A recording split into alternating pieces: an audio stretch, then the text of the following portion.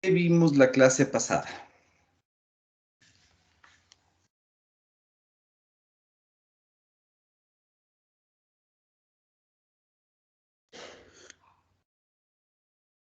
¿Quién me dice que vimos la clase pasada? Intercambiadores de calor, profe. Ya, perfecto, intercambiadores de calor. ¿Y qué hablamos dentro de los intercambiadores de calor? La clasificación por contacto Clasificación. y la clasificación por contacto indirecto. Ya, perfecto. Ahora, ¿quién me dice cuáles son los más comunes dentro de los intercambiadores de calor?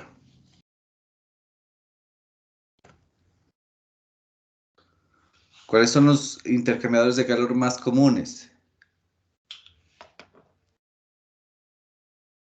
Los indirectos, profe. Contacto indirecto. Los indirectos, correcto. Y dentro de los indirectos, yo ya les mencioné un intercambiador de calor bien especial. O, bueno, no especial, sino un intercambiador de calor que sí, que se utiliza bastante. ¿Alguien se acuerda? El tubo concéntrico, profe. Ya, el tubo concéntrico. Perfecto. Ahora les voy a mencionar otro que es más común a nivel industrial todavía, que son los intercambiadores de calor de tubo carcasa, que prácticamente viene a ser algo muy similar a lo del tubo concéntrico, ¿de acuerdo? A ver, el tubo concéntrico habíamos visto que era un tubo que rodeaba otro tubo. Algo así, ¿no es cierto? Algo por el No estilo está, era esto. no está compartiendo, profe, la pantalla. No estoy compartiendo. No, profe. Perdónenme, chicos. Ya, entonces ahí sí. Entonces les decía que este intercambiador que vamos a ver hoy se llama el tubo carcasa, que es el más común a nivel industrial. Pero que les decía que prácticamente es muy parecido, es el mismo de los tubos concéntricos. La diferencia va a ser que a este tubo externo, digámoslo así, le vamos a llamar carcasa. ¿Por qué se les llama de esa forma? A ver, si nosotros tenemos un tubo, o bueno, podemos aclarar lo siguiente. Estos intercambiadores de calor pueden ser de varios tubos. Entonces, tranquilamente nosotros podríamos tener un número ilimitado de tubos. Entonces, el fluido va a recorrer por este tubo. Entonces, el fluido, digamos que va a hacer este recorrido. Ya, y sale por aquí. Ahora, ¿en qué consiste este intercambiador de calor de carcasa, de tubo carcasa? Consiste en que existe una carcasa en donde está sumergido este fluido que va a recorrer los tubos. Entonces, el otro fluido, el que va a entrar en la carcasa, lo que va a hacer es entrar por aquí, circular por todas partes de dicha carcasa. Entonces, con eso yo voy a conseguir el intercambio de calor, ¿no? Así pongamos. ¿Ya? Entonces, si ustedes se fijan, la diferencia con el de acá es que tenemos más tubos, digámoslo así, y tenemos el tubo externo que viene a ser un estilo de carcasa, un caparazón, ¿ya? Este viene a ser el intercambiador de calor más común que tenemos, o el que más se utiliza a nivel industrial. A nivel de laboratorio ya sabemos que se utiliza el tubo concéntrico, este vendría a ser a nivel industrial. ¿Queda claro, chicos? ¿Alguna inquietud que tengan? O si quieren igualarse de algo que vimos la clase pasada.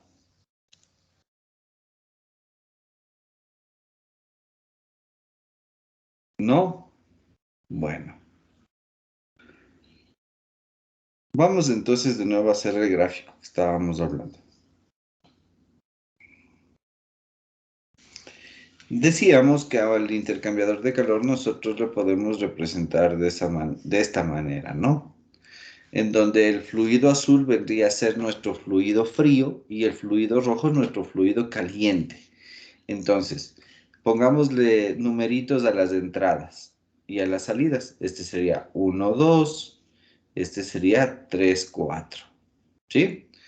Y ahí vimos o estábamos analizando cómo se realizan los perfiles de temperatura, ¿sí? Pero también nos dimos cuenta que estos perfiles de temperatura dependían mucho de qué tipo de intercambiador de calor nosotros teníamos. Y es así que vimos que si es que es un intercambiador de calor equicorriente, íbamos a tener un perfil de temperaturas algo así.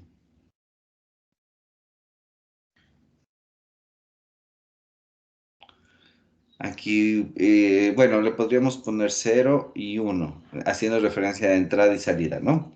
Entonces, tomarán en cuenta, ¿cómo era el equicorriente? El equicorriente, en el equicorriente, perdón, ambos fluidos entran por el mismo lado, es decir, ambos fluidos van a entrar por 0. Entonces, el fluido caliente se va a enfriar, tendríamos esto, mientras que el fluido frío en el equicorriente vendría a ser algo así. ¿Ya? Estoy exagerando para que se pueda ver, porque realmente no queda tan uniditas las líneas, ¿no? Entonces tendríamos esto. Ahora, el punto 1 sería este, el punto 2 sería este, el punto 3 de aquí y el punto 4 acá. ¿Ya? Este sería un intercambiador de calor en equicorriente. Ahora, el que se encuentra en contracorriente va a tener un perfil de temperaturas de esta manera. El fluido caliente entra por este lado de la tubería, se enfría, mientras que el fluido frío entra por el otro lado del intercambiador de calor y este se calienta, teniendo esto de aquí. ¿Ya? Y las temperaturas me quedaría 1, 2, 3, 4. Sí queda claro esta parte, ¿verdad, chicos? He repetido lo que vimos la clase pasada. Sí, profe. ¿Sí? Todos entienden cómo hacer el gráfico, ¿verdad? Sí.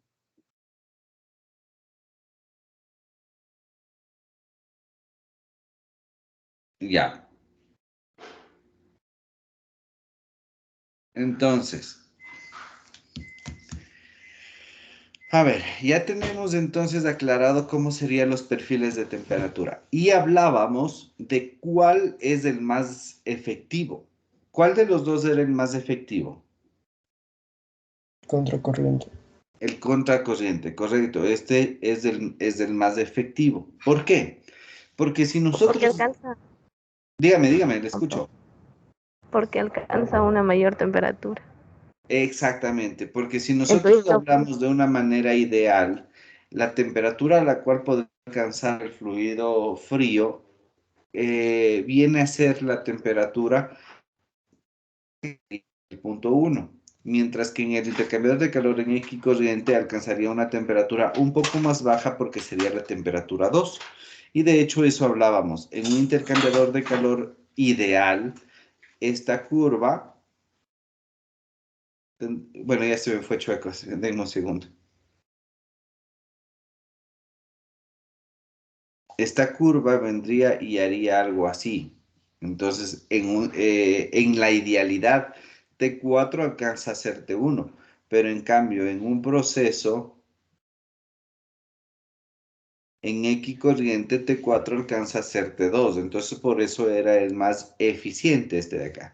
Y de hecho, nosotros ya nos adelantamos a definir a nos adelantamos a ponerle una formulita que se suele utilizar para determinar la efectividad de un intercambiador de calor. ¿Quién se acuerda de cuál era la formulita de la efectividad del intercambiador de calor? ¿O no hablamos de esto todavía, chicos? Aún no, solo nos dio de No. la... solo nos dijo que Ya, perfecto, perfecto, no se preocupe. A ver, entonces, para poder hablar de esto de la efectividad, hay que tomar en cuenta cuál es el propósito del intercambiador de calor. ¿ya? Si es que mi intercambiador de calor, el propósito de mi intercambiador de calor es calentar, o si es que el propósito de mi intercambiador de calor es enfriar, ¿ya? ¿Por qué es necesario aclarar esto? Porque si nosotros queremos enfriar, eso significa que el calor que me interesa es un calor cedido, ¿ya? Mientras que cuando yo quiero calentar, me interesa el calor absorbido. Esto, bueno, no voy a profundizar porque hemos hablado varias veces, esto es obvio. Ahora, de acuerdo a las formulitas que nosotros habíamos estado hablando en varias ocasiones, vimos que la eficiencia de un dispositivo se podía calcular a partir de una formulita sencilla que era lo que yo quiero conseguir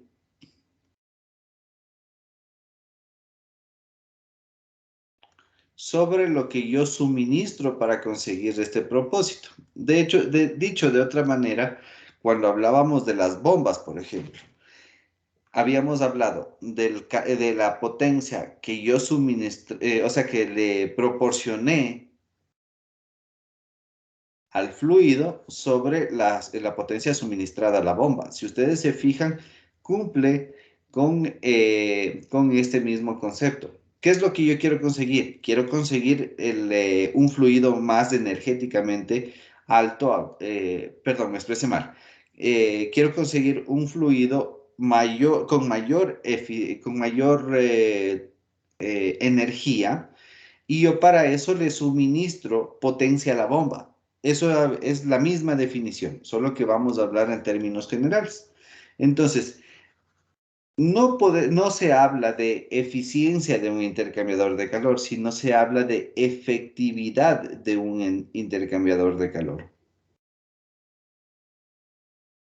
Esta efectividad, como les decía, se puede definir de acuerdo al propósito que tiene el intercambiador de calor. Si queremos calentar, ¿ya? Si queremos calentar, ¿cómo quedaría nuestra fórmula en función de lo que les acabo de decir? A ver,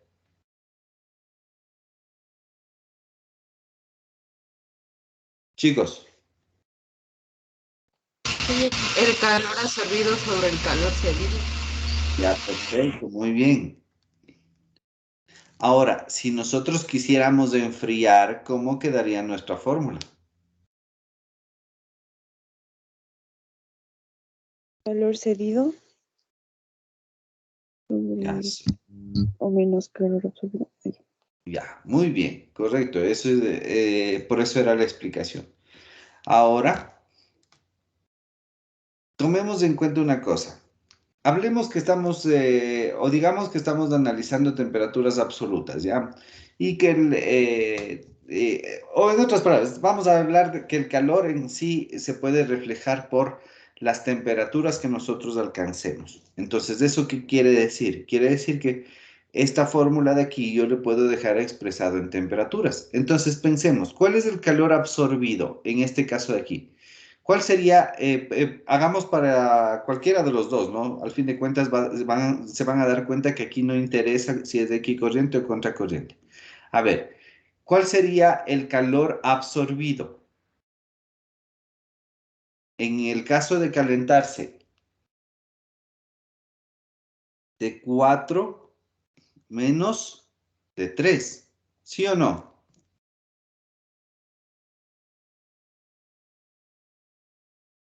¿Sí o no, chicos? Sí.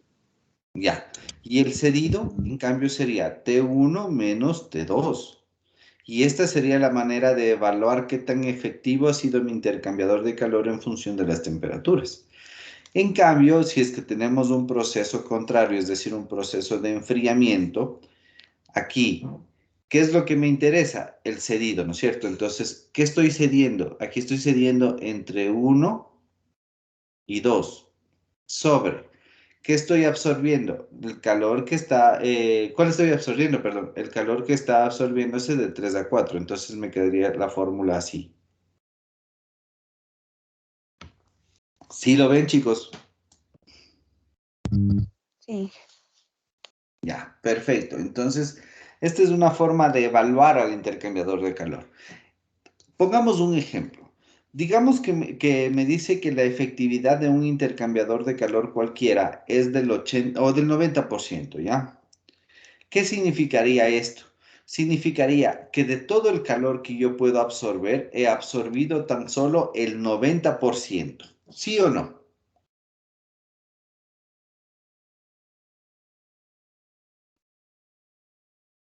¿Sí, chicos? Sí, profe. Ya. Entonces, de igual manera se leería al otro lado, en el otro caso. ¿Qué significaría que yo tengo una eficiencia del 90%? Significa que yo apenas he cedido, en ese caso, el 90%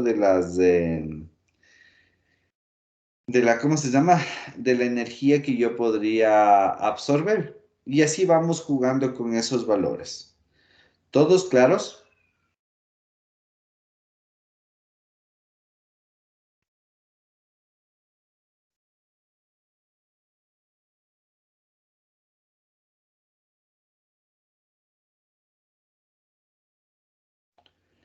¿Todos claros?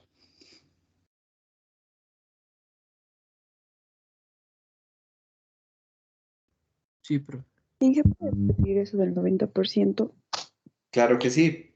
Les decía que si nosotros, por ejemplo, tenemos un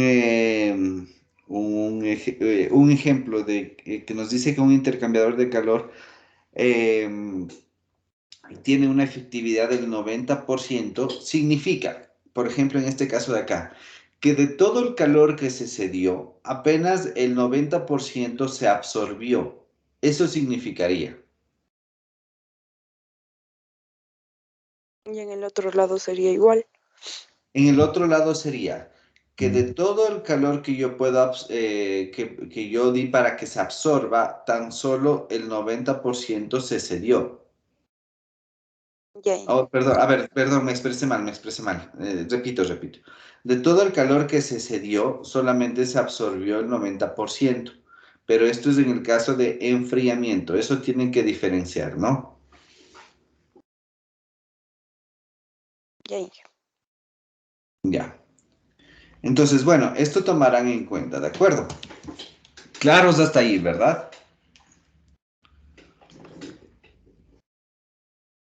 ¿Claros o no claros?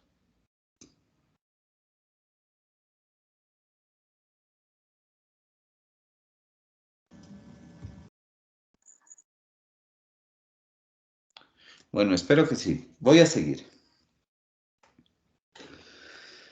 Eh, a ver, ahora, tratemos de juntar todos los conceptos que hemos visto hasta este rato de intercambiadores, perdón, de transferencia de calor en los dispositivos que les enseñé que se llaman intercambiadores de calor. ¿A qué me refiero? Si nosotros vamos a analizar un intercambiador de calor, nuevamente hagamos el esquema sencillo, digamos así.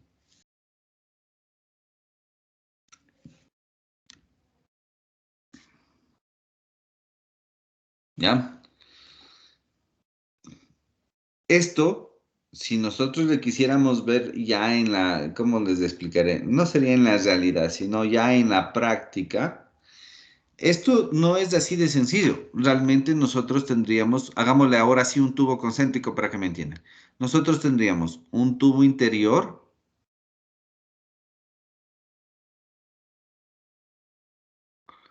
y un tubo exterior.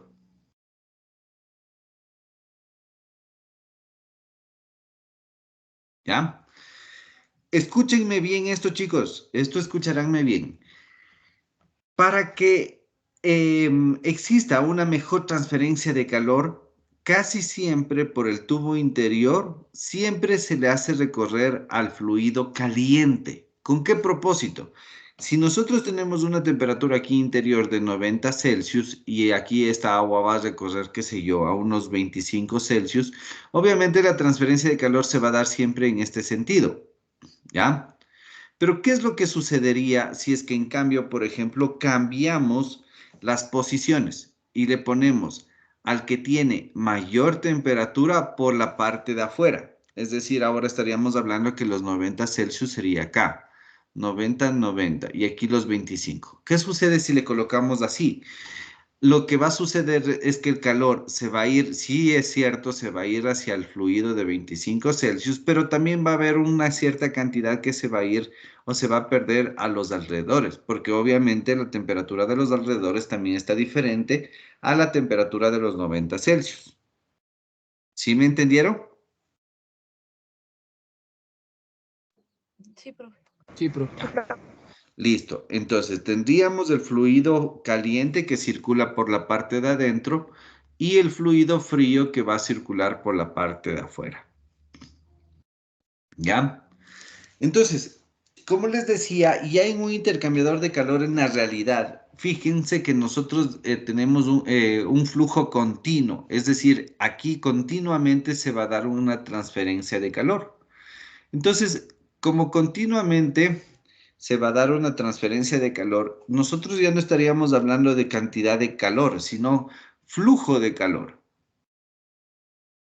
¿Ya? Es decir, a mí me va a interesar cuánto calor se está cediendo del fluido caliente al fluido frío por unidad de tiempo. Entonces sería esto. ¿Sí se acuerdan, no? Esto hablamos hace unas 2 o 3 clases. Todos claros, ¿verdad? Sí, profe. Sí, profe. Ya. Ahora verán. Sí. Ya, para nosotros poder analizar este flujo de calor, que en definitiva sería desde adentro hacia afuera, tendríamos esto. Esa sería la representación de mi Q. Entonces, para nosotros analizar cuánto calor es el que está circulando de esta forma, nosotros deberíamos analizar el tipo de transferencia de calor que se va dando para después nosotros analizar un flujo de calor total. Así como ya hablamos anteriormente, ¿se acuerdan que incluso les mandé a hacer un taller? Eso es lo que deberíamos analizar. Entonces, como ustedes se fijan, aquí nosotros necesitaríamos ver qué tipo de transferencia de calor se da. Ahora, también hemos visto que el flujo de calor que nosotros tenemos siempre va a presentar una resistencia a su paso. Estas resistencias le habíamos llamado resistencias térmicas, ¿no es cierto? ¿Se acuerdan? Sí, profe. Ya, entonces, vamos a unir esos conceptos que hemos visto para poder analizar a profundidad un intercambiador de calor. Entonces, cuando nosotros analizamos por separado, digámoslo así, tendríamos de esta manera. El flujo de calor presentaría, el flujo de calor presentaría los siguientes tipos de transferencia de calor. ¿Qué sería? Convección interna, tendríamos conducción y tendríamos otra convección. No le llamemos interna, solo llamémosle convección 1 y convección 2. Ya, y la otra sería convección 2. Entonces, por obvias razones, nosotros tendríamos la presencia de una resistencia térmica. Aquí habría resistencia térmica por convección, resistencia térmica por conducción y aquí tendríamos resistencia térmica por convección. A esta le habíamos llamado 1 y a esta le habíamos llamado 2. ¿Ya? Para no estar analizando así o para que no se compliquen los cálculos de esta manera, cuando nosotros habíamos hablado de resistencias, habíamos visto que estas tres venían a ser las resistencias totales de nuestro sistema. ¿Ya? Aquí permítanme, me voy a salir un ratito. Entonces, estas resistencias totales, cuando yo quiero analizar un intercambiador de calor, o cuando voy a hacer el análisis de qué tan bueno o qué tan malo es un intercambiador de calor, resulta conveniente combinar a todas esas resistencias térmicas que les mencioné, que se encuentran en la trayectoria del flujo de calor del fluido caliente hacia el frío, en una sola resistencia y que se puede expresar se puede expresar la razón de la transferencia de calor de la siguiente forma. Entonces, esto de aquí que les estaba escribiendo se puede representar de esta manera. Q es igual a delta T sobre las resistencias totales. Esto ya hemos visto, ¿no? Esto ya les aclaré. Ahora, lo nuevo que vamos a ver es que cuando tenemos intercambiadores de calor, a este término de 1 sobre R se le suele colocar como un nuevo término que es U por A. Ya les voy a explicar qué significa. Entonces, ¿cómo me quedaría mi fórmula? Mi fórmula quedaría U por A por delta T. El A aquí es el área, ¿no? Esto no hay mayor ciencia. Pero en cambio, esta U se conoce como el coeficiente global de transferencia de calor.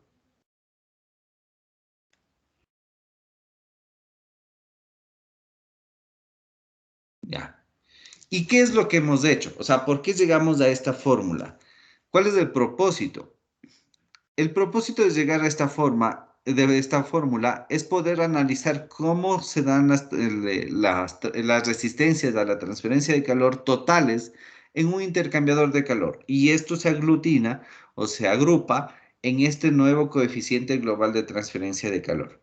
¿Qué significaría si nosotros tenemos un coeficiente global de transferencia de calor alto? Significaría que nosotros tenemos poca resistencia al flujo.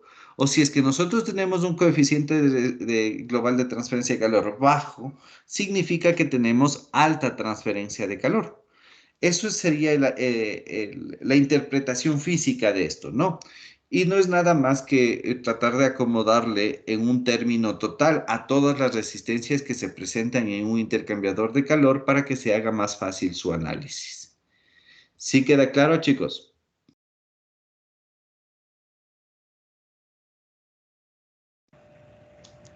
Inge, ¿puedes repetir cuando era alto y cuando era bajo, por favor? Ya, a ver. De hecho, esto es fácil analizarle, ¿no? A ver, nosotros tenemos esta fórmula. ¿Qué significa si nosotros tenemos un coeficiente global de transferencia de calor? Es decir, aquí tenemos alta transferencia de calor. ¿Qué significa? Significa que las resistencias totales son bajas, ¿ya? O fluye fácilmente las resistencias. Ahora, si es que nosotros tenemos un coeficiente de transferencia de calor alto, significa que tenemos resistencias totales, bajas. A ver, les vuelvo a repetir el segundo. Si nosotros tenemos un coeficiente global de transferencia de calor bajo, significa que las resistencias son altas. Déjenme les escribo, ¿ya? No se me pierdan de gana.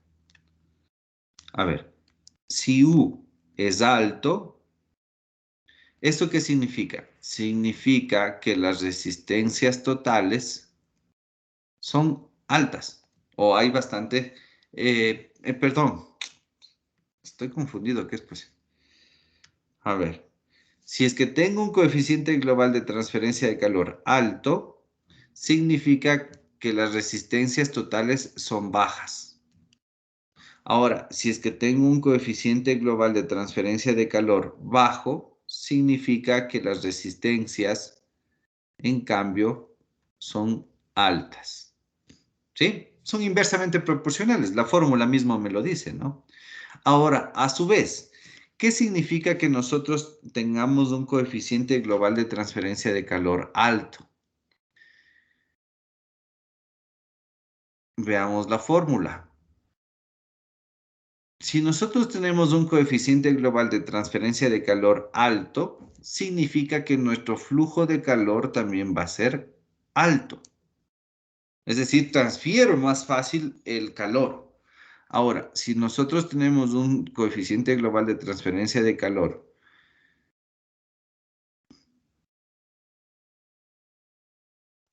bajo, significa que nuestro flujo de calor va a ser bajo. ¿Ya? Entonces, ¿por qué?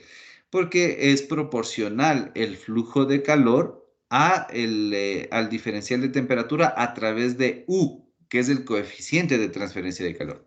Entonces, eso hay que entenderle, ¿no? Me voy a atrever a escribirles de esta manera. Nosotros tendríamos que U es inversamente proporcional a las resistencias térmicas. Y en cambio, el flujo de calor es directamente proporcional a U.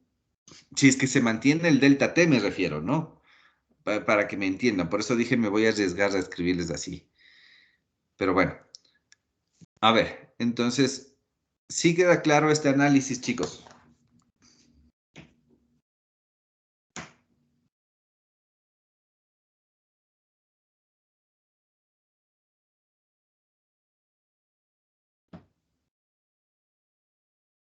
Chicos.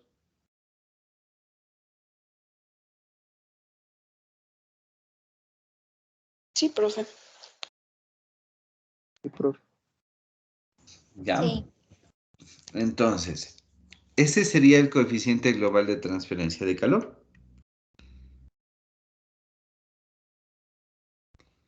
Perdón, hice chueca la red.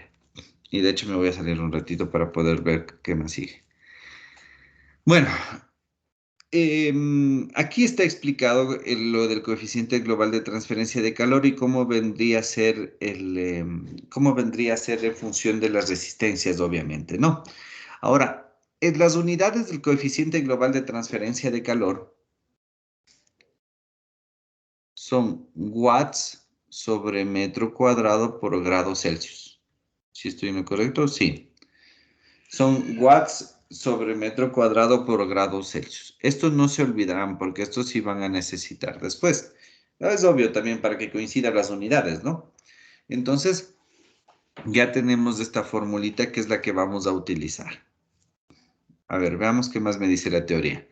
Es necesario aclarar que si el intercambiador de calor está funcionando, que está en funcionamiento debido a diferentes aspectos, las paredes del intercambiador de calor se llenan de incrustaciones, las cuales van disminuyendo la transferencia de calor, razón por la cual es importante analizar el factor de incrustamiento. Esto es algo que me había olvidado mencionarles. A ver, analicemos un intercambiador de calor con agua nomás, ¿ya? Entonces nosotros tenemos aquí en el tubo interno, digamos que tenemos una llama, ¿ya? Esta llama, me invento, alcanza unos 300 Celsius, ¿ya? Y por el otro lado, o en el otro lado del tubo, nosotros vamos a tener agua que se encuentra, qué sé yo, a unos 25 Celsius. Esta es agua potable, ¿sí? Es decir, es el agua que yo tomo de las aves. De acuerdo a la ciudad en donde nos encontremos, o incluso dependiente de dónde vengan el agua de esa ciudad, nosotros vamos a tener una calidad del agua diferente. ¿Se acuerdan que ya habíamos hablado algo acerca de la calidad del agua? Sí, profe. En el Ya, laboratorio, porque lo vemos. exactamente, en el laboratorio. Ya, ahora, va a haber un factor bastante importante que habíamos dicho que era la dureza. ¿Ya? ¿Qué era la dureza? ¿Alguien se acuerda? Cuando había muchos minerales en el agua y esto Exacto, muchas bajaba la sales, calidad. correcto. Muy bien, muy bien. Son las sales, ¿ya? Entonces, ¿qué es lo que ocurre si es que nosotros tenemos bastantes sales aquí? Fíjense cuál es la temperatura de la llama, 300 Celsius, y aquí nosotros tenemos 25. Analicemos qué es lo que pasaría con las moléculas que están junto a la superficie. Tranquilamente, estas moléculas, por la temperatura, van a alcanzar evaporarse. Van a alcanzar a evaporarse. Entonces, ahora, si es que esta agua contiene bastantes sales, el momento que se evaporan esta cantidad de agua, estas sales se van a ir quedando pegadas junto a la tubería. Algo así. Y mientras pasa y pasa más flujo, estas sales van a ir haciéndose más duras, formando capas. Estas capas, que es debido a las sales, se conoce como incrustaciones. Bueno, no sé si es que todos, vayan a entenderme este ejemplo. Cuando ustedes cogen y hierven agua en una sola olla todos los días, no sé si se han fijado que específicamente en la zona de la parte de arriba, donde el fluido por lo general no alcanza, digámoslo así, o es la zona en donde el agua se evapora, se forma una capa bien gruesa, bueno, no gruesa, sino una capa dura, media blanca, como de una porosidad blanca. No sé si han visto. Sí, profe. Igual en la parte de abajo, Sí. cuando se solidifica, también queda blanco. Exactamente. Exactamente. Otro ejemplo de lo mismo sería cuando nosotros ponemos a cocinar huevos en una sola olla todos los días. Como la cáscara del huevo tiene carbonatos, el rato que empieza a hervir, esos carbonatos se van colocando, cierta cantidad de carbonatos se van colocando en el fondo. Entonces se me va a ir apareciendo estas como capas que les decía. Esas capas en sí vienen a ser las incrustaciones que estamos mencionando. Entonces, ¿qué es lo que sucede el momento que ya aparece esta capa de incrustaciones? Si nosotros analizamos el flujo de calor, vamos a tener desde adentro hacia afuera. ¿Qué es lo que sucede aquí en esta zona donde está la línea roja? ¿Qué aparece? Creo que vamos a tener una resistencia térmica más alta. Exactamente, entonces tenemos una resistencia térmica más alta. Si es que nosotros tenemos una resistencia térmica más alta, ¿qué pasa con el coeficiente global de transferencia de calor?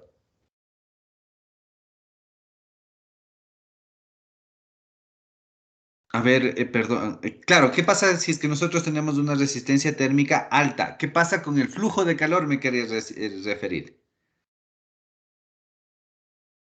Este se vuelve más bajo. Va más lento. Más bajo, correcto. Entonces yo voy a tener una transferencia de calor menor. Y aquí ya encontré la manera para que no se me confundan. A ver, permítanme un ratito. Voy a borrar esto. Esto es lo que les decía que no estaba seguro cómo ponerles. Ya encontré la manera. Aquí tendríamos que colocar que el flujo de calor es inversamente proporcional a las resistencias térmicas. ¿Ya? Entonces ahí sí ya queda más claro. ¿Sí me entendieron, chicos? Entonces, ¿qué es lo que sucede cuando nosotros tenemos unas incrustaciones? El flujo de calor va a disminuir. Es decir, este Q que le voy a escribir con amarillo va a ser menor. Y si es que el propósito era calentar el agua, obviamente estamos perdiendo efectividad en el intercambiador de calor. Porque hay dos opciones. O no alcanza la temperatura que deseamos, o se demora mucho en alcanzar la temperatura que deseamos. ¿Sí, chicos? Sí, profe. Ya, perfecto. Entonces, eso es lo que nos mencionaba aquí esta partecita, ¿no? Que hay que analizar las incrustaciones cuando ya se tiene este tipo de casos. Ahora, a ver, ya hemos visto cómo, bueno, varios conceptos dentro de los intercambiadores de calor y cómo afectan estos conceptos a la eficiencia. Ahora, es bastante importante cuando nosotros ya tenemos instalado un intercambiador de calor, poder predecir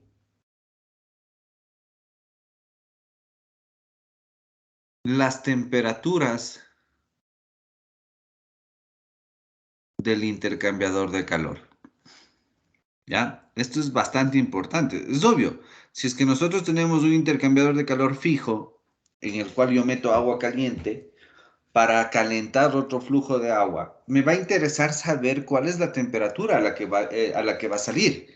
Entonces, esto obviamente en la práctica, ¿qué es lo que tendríamos que hacer? Poner un termómetro a la entrada, a la salida y voy midiendo, ¿no? Eso es fácil. Pero ¿qué pasa si es que nosotros tenemos solo papel? Solamente vamos a analizar un intercambiador de calor teórico, digámoslo así. hay que poder predecir las temperaturas dentro del intercambiador de calor. Esta predicción de las temperaturas del intercambiador de calor se realizan mediante varios métodos. Existen dos que son bastante comunes. El uno se llama el método del NTU o unidades de transferencia neta o unidades de transferencia de calor, ¿ya? Y el otro se llama a través de la LMTD, la diferencia media logarítmica de temperatura. Si es que tienen dudas de las siglas, aquí en esta presentación aquí dice. Entonces, los intercambiadores de calor son de gran interés a nivel industrial y de mucho análisis en la parte ingenieril, para poder predecir los parámetros con los que salen los fluidos del intercambiador de calor o conseguir con un diferencial sería de temperatura determinado una vez transferida la energía entre los dos flujos. Existen dos métodos de análisis de esta operación, que son métodos mediante la diferencia, que son el método mediante la diferencia media logarítmica de temperatura, el LMTD que escribí, que sirve para seleccionar un intercambiador de calor que logre un cambio de temperatura específica, y otro método que se llama el NTU, que me sirve en cambio, para poder predecir las temperaturas de salida de las corrientes del fluido caliente o del fluido frío en un intercambiador de calor específico. ¿Ya? ¿Sí quedó claro lo que estoy diciendo, chicos, o no? ¿O les explico un poquito más? Profe, Dime nomás. ¿cuál es el nombre de NTU? ¿Cambio de Perdón, no te escuché bien. ¿Me puedes repetir? ¿Cuál es el nombre de NTU? ¿Cambio de temperatura específico o método de la efectividad? Ya. A ver, ambos son métodos que me sirven para evaluar a un intercambiador de calor, ¿ya? Este método de aquí se llama el NTU, que significa unidades de transferencia térmica. Así se llama. Y este me sirve para poder predecir las temperaturas en un intercambiador de calor específico, ¿ya? Mientras que el LMTD significa diferencia media logarítmica de temperatura. Y este me sirve para saber qué tan efectivo es un intercambiador de calor para poder para poder conseguir un diferencial de temperatura específico. ¿Ya? Como ustedes ven, ambos me sirven para poder predecir qué es lo que va a pasar con el intercambiador de calor.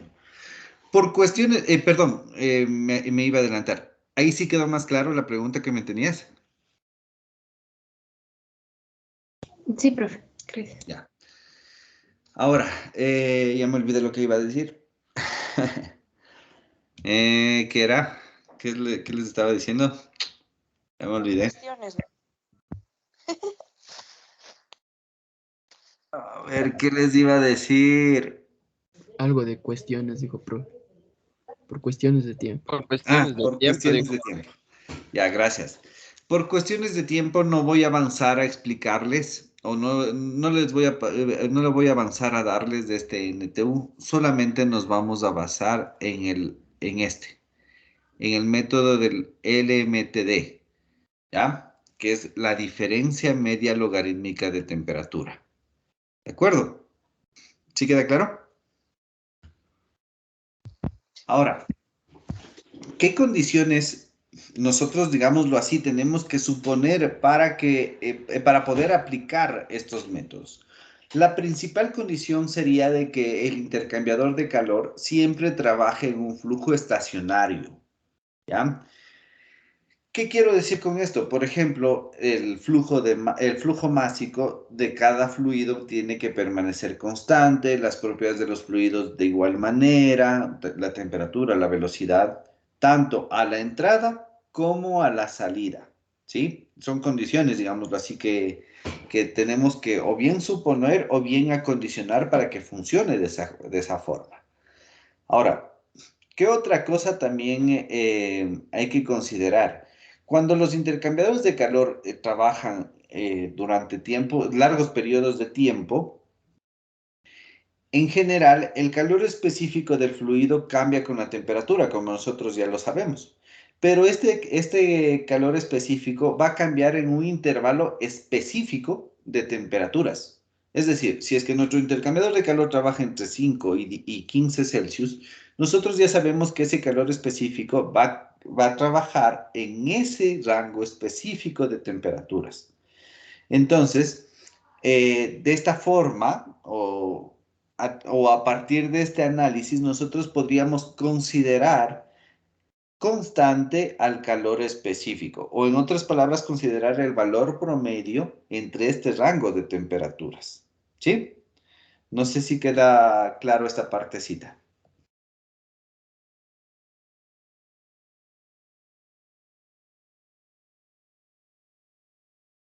¿Queda claro esta parte, chicos? El último punto, ingeniero. Ya, a ver, vamos a cambiarnos de acá para poderles rayar, ¿ya? A ver, entonces, ¿qué es lo que he estado diciendo? Estaba diciendo que para poder hacer este análisis, y como los intercambiadores de calor por lo general trabajan con tiempos de operación bastante largos, lo que nosotros podemos establecer es que siempre va a trabajar en un estado estacionario. Es decir, que las propiedades va a permanecer constantes a lo largo del tiempo. Eso significaría, ¿no? Entonces, esto primera cosa. Ahora, ¿qué otra cosa podemos decir? Como ustedes saben, el calor específico de un fluido va a depender de su temperatura. Ahora, si nosotros sabemos que este intercambiador de calor va a trabajar por tiempos prolongados y que estos tiempos prolongados siempre van a permanecer fijo entre la temperatura 1 y la temperatura 2, nosotros podemos asumir que el calor específico puede ser un calor específico promedio entre T1 y T2, ¿sí? ¿A qué me refiero? Pongamos un caso, digamos que aquí tenemos de 6 a 8. Entonces nosotros aquí, ¿qué vamos a tener? Vamos a tener el calor específico a 6, el calor específico a 7 y el calor específico a 8, ¿ya? Entonces, digamos, es un ejemplo, ¿no? Si mi calor específico en 6 es 1.15, en 7 es 1.20 y en 8 es 1.25, nosotros, como sabemos que siempre va a trabajar en este rango de temperaturas, podemos asumir que el calor específico en este intervalo es un calor específico promedio, ¿ya? Es decir, aquí nosotros tendríamos 1.20. Este sería nuestro calor específico promedio. A eso hace referencia. Ahí sí ya quedó claro. Sí, profe, sí. Sí. Ya, chévere. Entonces, a ver, una vez que ya aclaramos esto, ahora sí entendamos en qué consiste este famoso LMTD. Para poder entender esto del LMTD, primero vámonos a la formulita que habíamos establecido para los intercambiadores de calor. El flujo de calor era igual a U por A por delta T. ¿Ya? Esta era la fórmula que regía los intercambiadores de calor. Pero analicemos una cosa adicional. Nosotros tenemos un intercambiador de calor. En este intercambiador de calor nosotros vamos a tomar un fluido frío y le vamos a calentar. Entonces nosotros tendríamos aquí T1, T2 y por el otro lado tendríamos T3 y T4. Ya. Entonces fíjense, hay 4 temperaturas que analizar, ¿no es cierto? La pregunta sería, si nosotros tenemos 4 temperaturas por analizar, ¿cuáles van a ser las 2 temperaturas que utilicemos en este diferencial de temperatura? Entonces, como es algo incierto esto, es algo, no sería incierto, sino algo inexacto si nosotros tomamos solamente dos temperaturas. El método de la media logarítmica de temperatura lo que me dice es que en vez de utilizar aquí el delta T, vamos a utilizar la diferencia media logarítmica de temperatura, ¿sí? Que en otras palabras es un análisis ya no solamente de dos temperaturas, sino es un análisis de las cuatro temperaturas. ¿Queda claro?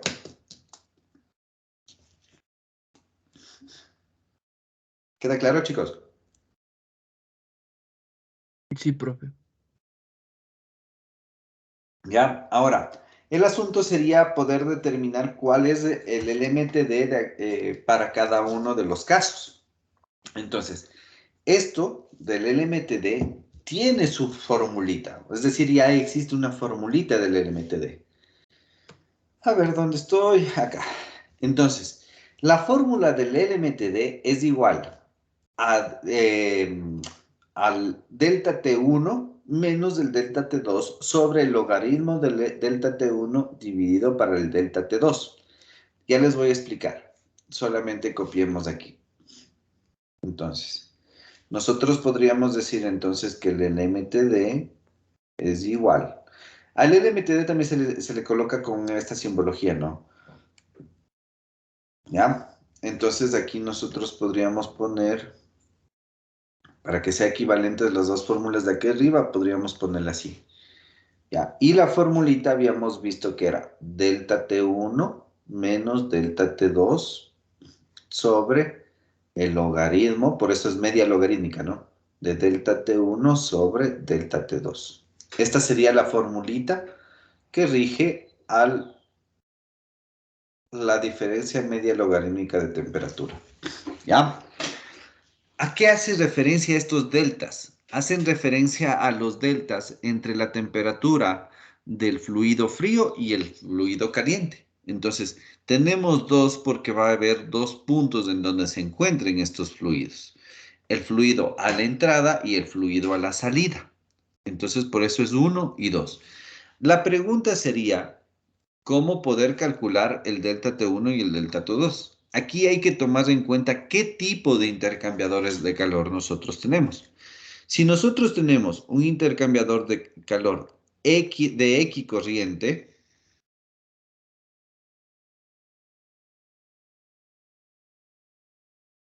¿ya? ¿Eso qué quiere decir? Quiere decir que nosotros tendríamos un fluido caliente que entra de esta manera y un fluido frío que de igual forma entra en el mismo sentido. Entonces, pongámosle a esto llamémosle 1, a esto llamémosle 2, a esto 3 y a esto 4. Entonces, cuando nosotros tenemos, a ver, les voy a poner en otro color, verde pongámosle. Cuando nosotros tenemos un intercambiador de calor en equicorriente, nuestro delta T1, ¿a qué sería igual, chicos?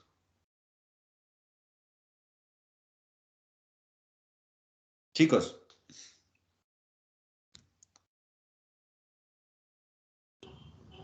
A T4. ¿perdón?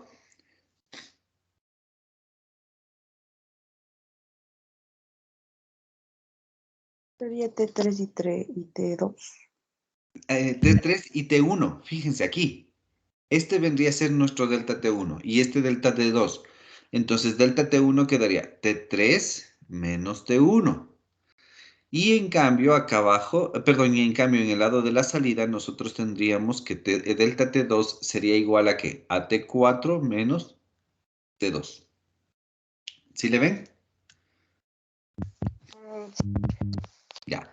Ahora analicemos el contracorriente. En un intercambiador de calor en contracorriente, en cambio, nosotros ya sabemos que tenemos. A ver, esto lo habíamos llamado 3 y esto 4. Teníamos en sentidos diferentes, ¿no? Entonces tenemos esto. ¿Ya?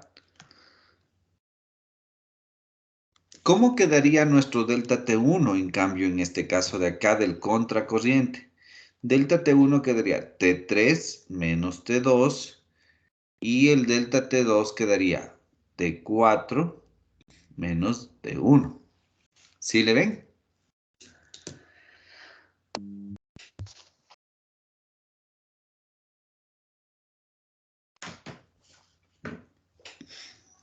¿Sí queda claro?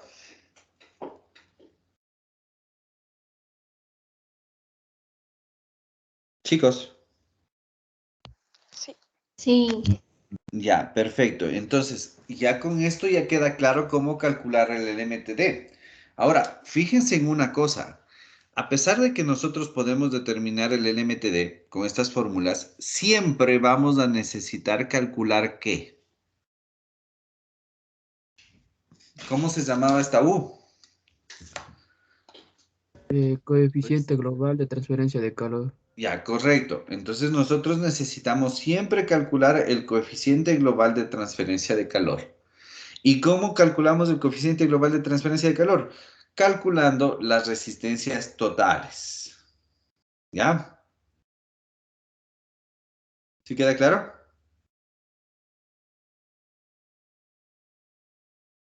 Sí, profe. Ya, chévere. Y si yo tengo una pregunta. Dígame, le escucho. Así sea, el MTD se le calcula, o sea, el delta T1 y el delta T2 sería lo mismo si, ¿no? O sea, no influiría si se quiere calentar o si se quiere enfriar. Bueno, sí influye. Más que influir, tienen que fijarse que coincidan. Estas son las fórmulas, miren. Yo le puse en forma de números, ¿ya? Pero aquí lo que hay que tomar en cuenta es la temperatura caliente de entrada menos la temperatura fría de salida. Y lo mismo en el delta T2. La temperatura caliente de salida menos la temperatura fría de entrada. Esto hay que hacerle coincidir. Yo le puse números, pero hay que hacerle coincidir con esto. Es muy buena pregunta. ¿Sí, chicos? O bueno, veámosle si coincide. De hecho, si le pusimos bien. A ver. La caliente de entrada. A ver, la caliente de entrada en el delta T1. A ver, este es en contracorriente. Caliente de entrada, delta T1 sería T3 menos la fría de salida. Fría de salida. A esto les llamamos T2. ¿Está bien? Sí, coincidió. Entonces estamos bien. ¿De acuerdo?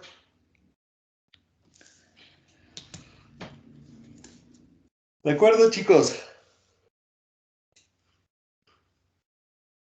Sí, profe. Sí, profe. Ya. Ahora, verán. Bueno, como insisto, vamos a hacer ejercicios más adelantito. Entonces, sí me interesa que aprendan la teoría, ¿no? Por favor, no se me perderán.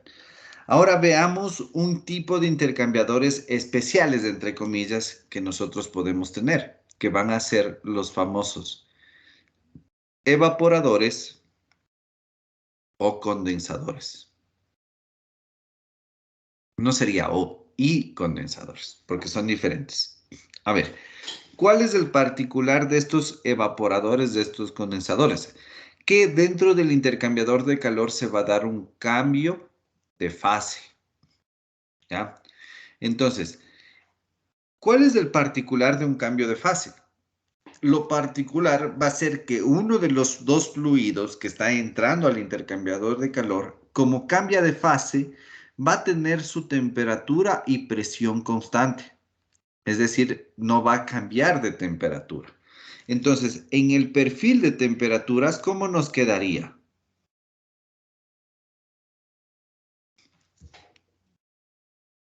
A ver, aquí hay que pensar primero si nosotros queremos evaporar o si queremos condensar, ¿no?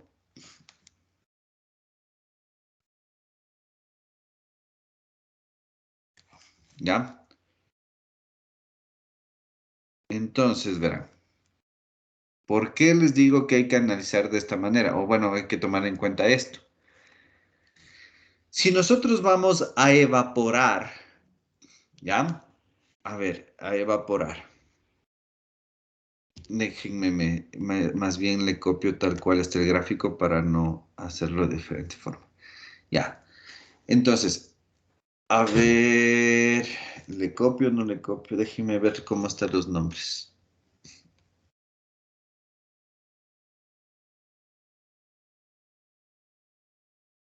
Ya. A ver, esto es lo que quería explicarles.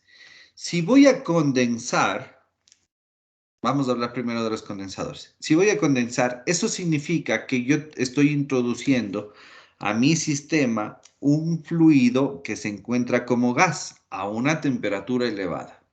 Entonces, como voy a condensar, y hemos dicho que en el cambio de fase permanece la temperatura y la presión constante, esto me va a dar una línea recta.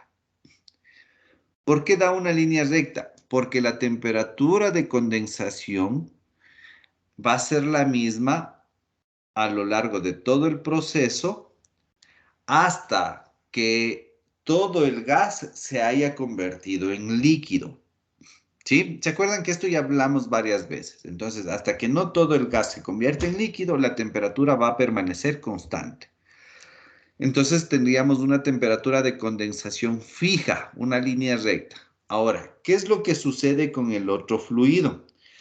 El otro fluido, a ver, este fluido está cediendo calor. Entonces, el otro fluido, en cambio, va a absorber calor. Este fluido entra como un fluido frío y va calentándose gradualmente, algo así. Entonces aquí sí nosotros tenemos un delta T1 y un delta T2. ¿Ya? Ahora, ¿qué es lo que ocurre en un proceso en cambio de calentamiento? O en este caso en un evaporador. En un evaporador nosotros vamos a tener un fluido caliente, ¿sí? Un fluido caliente que entra a una cierta temperatura. Este cierto fluido caliente va a ceder su calor, entonces por ende va a bajar su temperatura. Entonces tendríamos aquí T1 y T2. Pero ¿qué sucede en cambio en el otro lado del intercambiador de calor? Vamos a tener un fluido que que va a cambiar de fase, pero comienza como un fluido frío, ¿sí? Entonces, de este fluido frío relativamente con respecto a T1 me refiero, ¿no? Entonces, de este fluido frío va a permanecer constante su temperatura a lo largo de la temperatura de ebullición de dicho fluido, ¿ya? Entonces, aquí nosotros vamos a tener un intercambio de calor o ¿cómo se dice? Voy a ceder calor desde este fluido hacia este. Y en cambio, en este también voy a tener voy a ceder un calor de este hacia este. Así tendríamos el flujo de calor, que es igualito al que ustedes tienen en la presentación para que no se me pierda. Entonces, fíjense, ¿cuál es la diferencia cuando nosotros tenemos un intercambiador de calor que va a haber cambio de fase? Que aquí nuestros deltas van a ser los mismos. Delta T1 sería igual a T1 menos la temperatura de ebullición. Delta T2 sería la temperatura 2 menos la temperatura de ebullición. Entonces, fíjense, van a ser las mismas temperaturas de referencia en el fluido que está cambiando de fase. Y acá, ¿cómo nos quedaría? Acá nos quedaría lo mismo. Delta T1 sería la temperatura de condensación menos T1. Y acá, delta T2 sería la temperatura de condensación menos T2. Entonces, son las mismas. ¿Ya? Obviamente podemos analizarle también. Este estamos haciéndole en equicorriente. También podemos analizarle en contracorriente. Se van a dar cuenta que va a dar lo mismo. ¿Quieren hacerle? Así rapidito.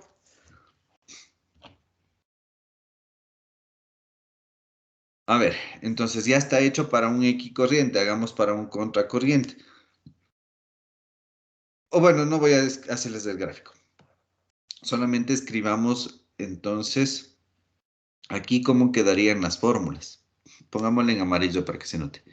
Las fórmulas, si es que entra al revés, si ustedes se fijan, van a quedar literalmente lo mismo. Quedaría T1 menos temperatura de ebullición.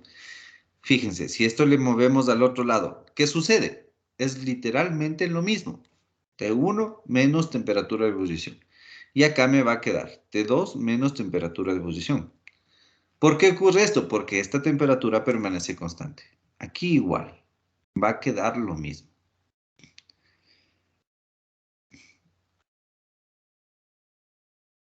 ¿Sí queda claro, chicos? ¿Sí me entendieron esto que quiero expresarles con amarilla?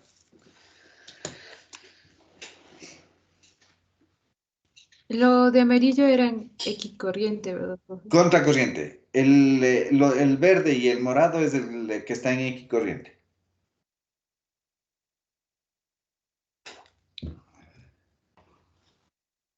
Ya, me voy a salir un ratito y vengamos acá. Entonces, a ver, leámosle. No he puesto nada del cambio de fase, solamente he puesto los gráficos. Pero bueno, ya tienen la idea clara. ¿Alguna duda que tengan, chicos?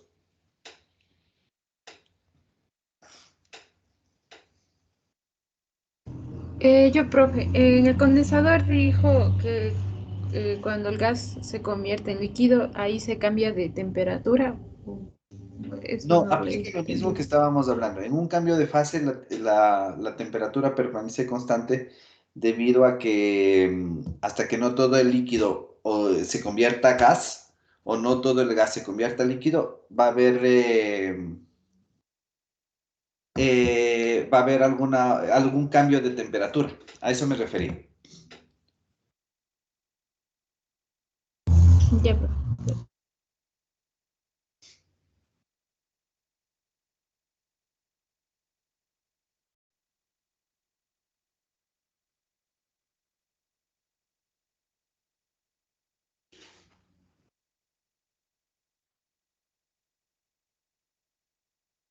¿Ya? ¿Alguna duda? Voy a poner un ratito la diapositiva anterior, Inge. Claro. ¿Está de aquí? Sí, Inge. Ahí no cambiaría la de condensadores, ya que sería en X. En contracorriente, la T1 no sería la temperatura de condensación menos la temperatura 2. Ya, es que fíjate una cosa. Le haces en contracorriente si es que le das la vuelta a este. Este es el más fácil de dar la vuelta. ¿Sí o no? O sea, siempre se le da la vuelta al flujo caliente. Claro. En este caso le das la vuelta a este, entonces ahí sí, como es constante, te queda temperatura 2, temperatura de condensación menos temperatura 1 y lo mismo acá. Así le des la vuelta a este, fíjate una cosa. Démosle la vuelta a este, ya. A ver, es decir, le ponemos así. ¿Cómo te quedaría en delta T1? Temperatura de condensación menos T1, lo mismo. O en este lado, delta T2, temperatura de condensación menos T2. Te da literalmente lo mismo. ¿Sí?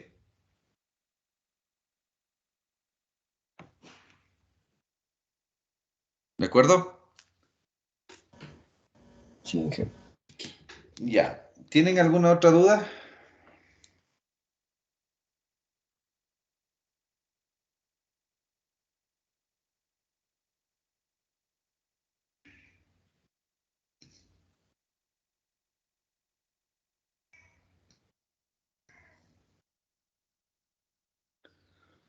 ¿Alguna otra duda? Bueno, si es que no tienen más dudas, vamos a quedarnos ahí para que no se traumen mucho con mis clases. ¿O ya están traumados? Sí, profe, Bastante. siempre atrapados con usted. ¿Por qué si es una materia preciosa? Sí es bonita, profe, pero no sé, mucha teoría. Pero ya vamos a hacer ejercicios. Tranquilidad. Profe, Profe, Dígame. verá,